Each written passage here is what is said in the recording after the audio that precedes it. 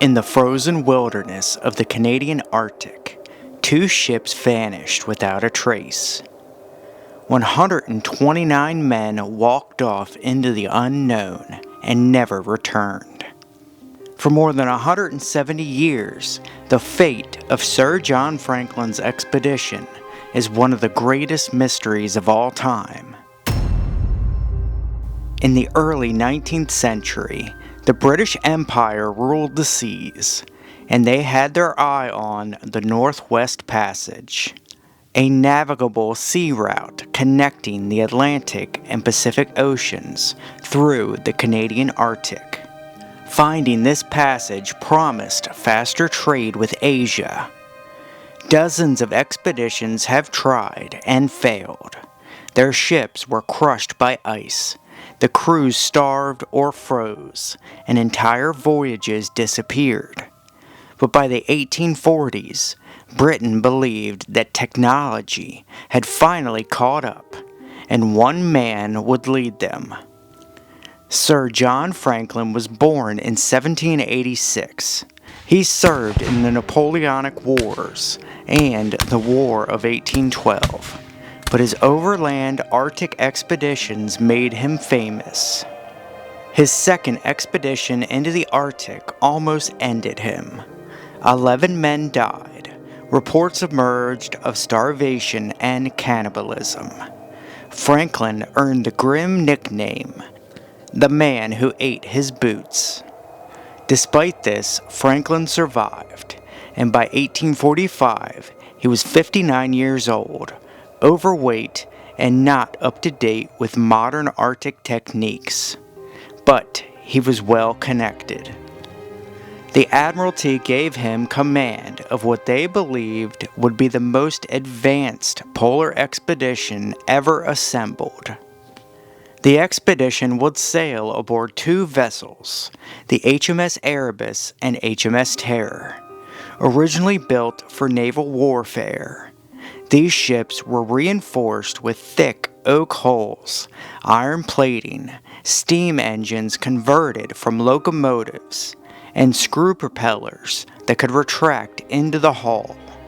They carried 3 years of food, over 8,000 tins of preserved meat, thousands of gallons of liquor, 2 tons of tobacco, libraries, musical instruments, and even fine china. The ships were a symbol of Victorian Britain's confidence, but hidden flaws would soon emerge.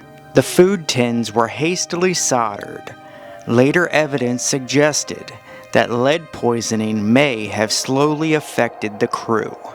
Franklin commanded 129 officers and men, including Captain Francis Crozier of the Terror, a veteran polar explorer, and Commander James Fitzjames of the Erebus.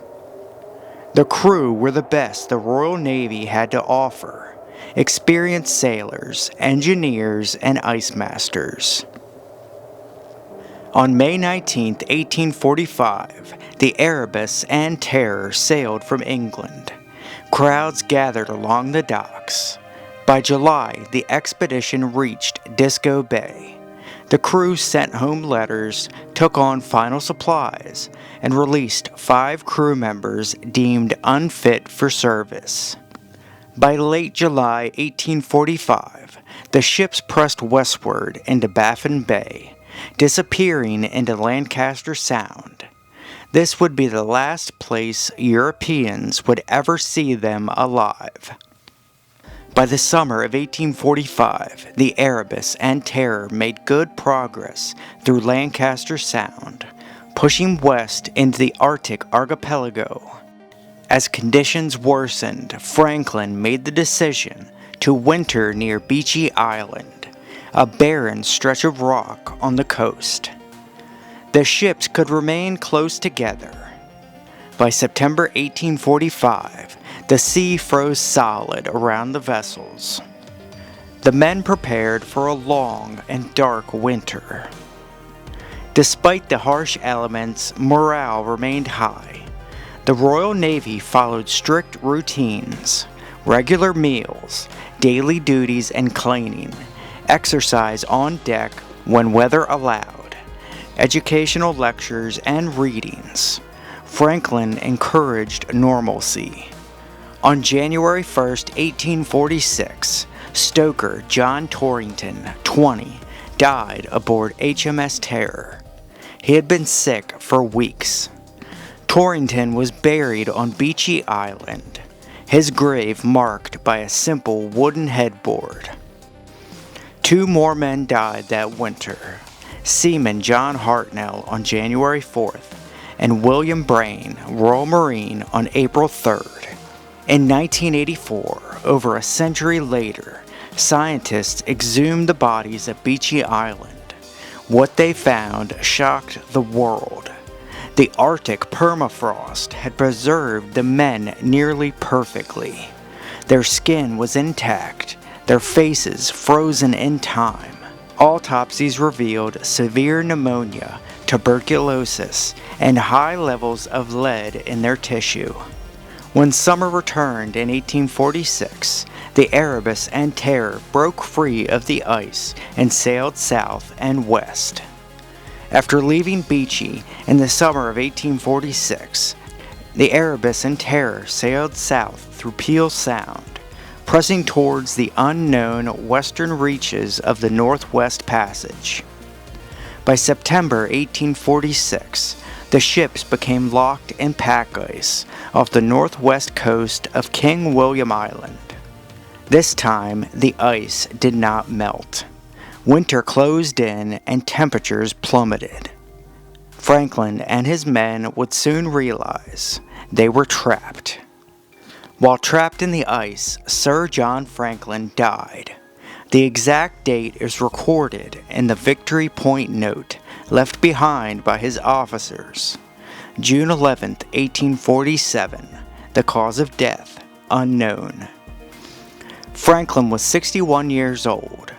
Leadership of the expedition passed to Captain Francis Crozier of the HMS Terror and Commander James Fitzjames of HMS Erebus. The ships remained frozen through 2 consecutive winters. Supplies dwindled and morale dropped. In April 1848, Crozier and Fitzjames made a final decision.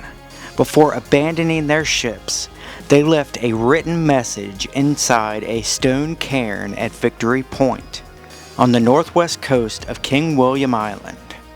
The document would later become the most important artifact of the expedition. The note contained 2 messages. The first message, 1847, written by Lieutenant Graham Gore. It stated the ships had wintered at Beechey Island in 1845-46. They were now wintering off King William Island. All well.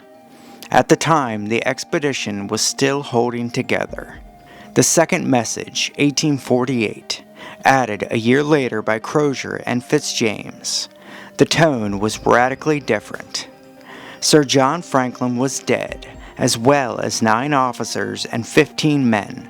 The ships had been trapped since September 1846. The remaining 105 survivors planned to abandon the ships. Their destination was Backsfish River, hundreds of miles to the south. On April 26, 1848, the march began. The decision to abandon the boats sealed the expedition's fate. The men dragged heavy lifeboats on sledges, filled with supplies, across a frozen wasteland. They were very weak and malnourished by this point, and were heading into a territory that no European had ever crossed on foot.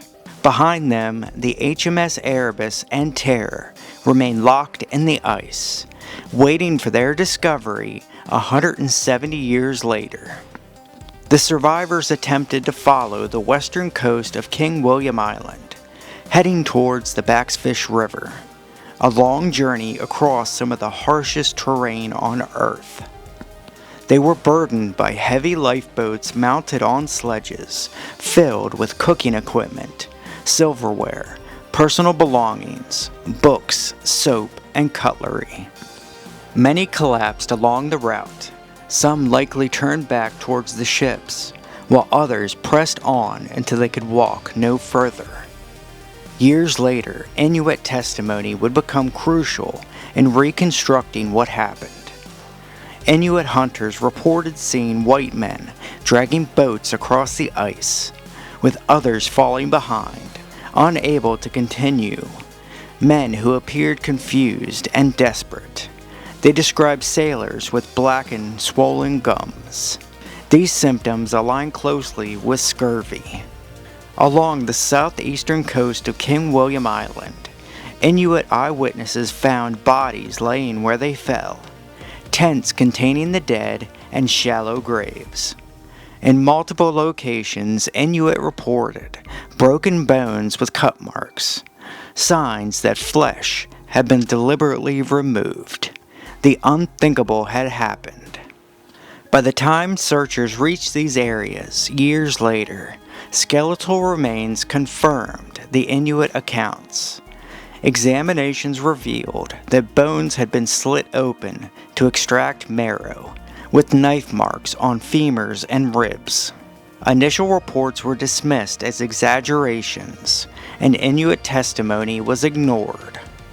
But the evidence was undeniable. The men of the Franklin expedition had resorted to cannibalism. Many artifacts were recovered from the route. One lifeboat contained 2 skeletons and a large amount of abandoned equipment, including boots, silk handkerchiefs, scented soap, sponges, slippers, hair combs, and a large amount of books, including a copy of The Vicar of Wakefield by Oliver Goldsmith, supplies that would never be used. When Sir John Franklin failed to return, his wife, Lady Jane Franklin, refused to sit idle. For years, the Arctic would be scoured by ships, sled teams, and explorers, each hoping desperately to find survivors. The Admiralty launched multiple expeditions from different directions, while Lady Jane Franklin relentlessly pursued the government to continue searching. Over the next decade, more than 30 expeditions were sent, thousands of miles of coastline were mapped, and countless relics were recovered. Ironically, these searches would accomplish what Franklin failed to do. Much of the Northwest Passage was now charted.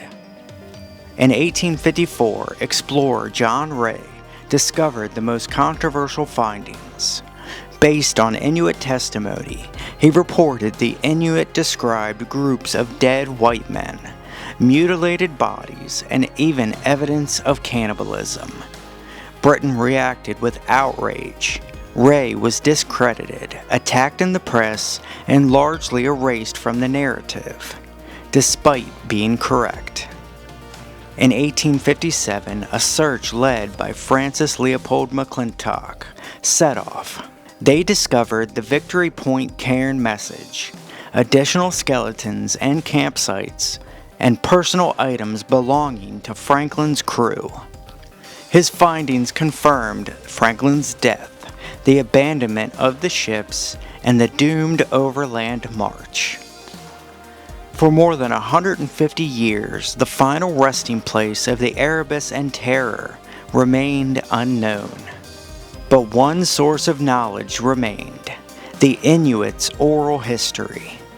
Their stories describe ships being crushed or drifting south, one sinking in shallow water and the other abandoned and later reoccupied. For decades, the accounts were overlooked. In 2014, a Parks Canada expedition, guided by Inuit history, found HMS Erebus in Wilmot and Crampton Bay, south of King William Island.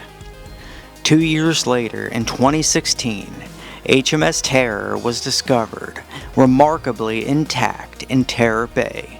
Confirmation that the Inuit testimony had been accurate all this time.